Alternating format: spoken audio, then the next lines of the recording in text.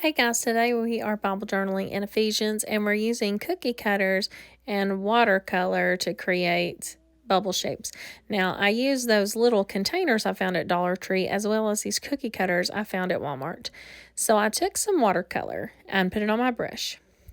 Let me get my hand moved here. I painted it right onto the edge of that cookie cutter. I did the same with the other shapes and painted it really thick on there. After I painted all around the cookie cutter edge, I take it and I stamped it onto my page really good. And it made a pretty good impression. So then I took a wet, clean brush and I'm going to fill in the center because I want it to look kind of bubbly. So it's a round tip, wet, clean brush. And I'm just going to take that paint from the edge and just get it to bleed in towards the center. And I just keep repeating this step with my other little heart shape and my other cookie cutter. But I just painted that all the way in and just kept working until I got it as full and as colorful as I wanted. Next, I took my smaller shape, these little containers I found at Dollar Tree, and I did the same thing. I painted around the edges of that with my watercolor really thick so that I could make a stamp with it.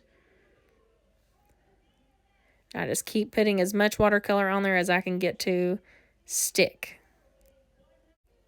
Once I get that all around the shape, as thick as I can, I'm going to take it and stamp it as well. I just kind of am going to make these overlap because I wanted them to be kind of, almost like bubbles. So now I'm going to take my wet, clean brush and I'm just going to fill this in just like I did my big blue heart. Now, notice how when I overlapped here, that's probably going to make a little bit of a blending of those colors, but it ended up being really pretty when I got done. But I just tried to focus on getting the red moved around. It did make a little purple there. And I just kept painting that color in towards the center and filling it in. So I cleaned off my large cookie cutter and now I'm painting it with a different shade of color to make a new stamp. And I'm putting this one like it's halfway off the page because I always like to make it look like a full picture. And that one didn't get as much paint as I would like. But what I did, around that one little edge, I added a little more paint and then did my clean brush. But I tried to re-stamp it there too and line it back up. And I got it a little bit better that next time. So I just added a little paint and re-stamped it. Then I just did that wet, clean brush and just filled it in again. And I repeated this all throughout the page, overlapping with some of the smaller ones and some of the larger hearts. Once I added hearts all over, I dried that a little bit with my dryer before adding my letters.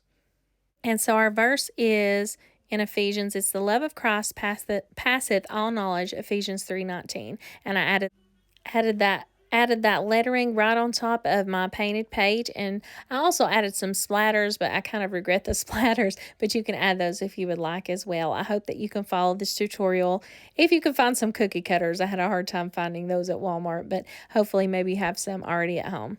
All right, thanks.